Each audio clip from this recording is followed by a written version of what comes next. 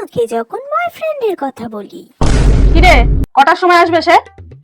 এই তো মা 8টার সময় আসবে। না, মুখটা একটু হাসি হাসি রাখবে আর একটু ভালো করে কথা বলবে ওর সাথে, হ্যাঁ, নাহলে ভয় পেয়ে যাবে বেচারা।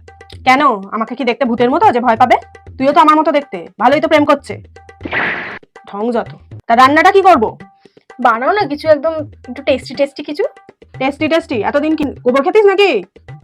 রান্না ভালো হয় না কোনোদিন?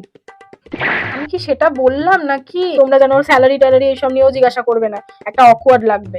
আমার কি দরকার? আমার দরকার নেই তো। তুই যাবি ওর বাড়ি, আমরা যাবো না কেউ। ও কি কামায় না কামায় আমাদের দেখার দরকার নেই।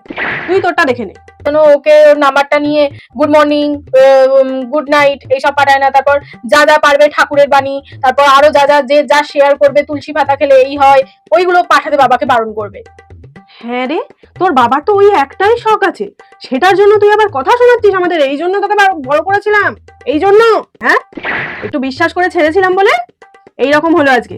তাও তো বাড়িতে ডাকছি আমরা, আর তুই কি বলিস? আমরা এরকম, আমরা ওরকম, আমরা মডার্ন নয়, এই সেই। খুব তো মুখ নাড়িস।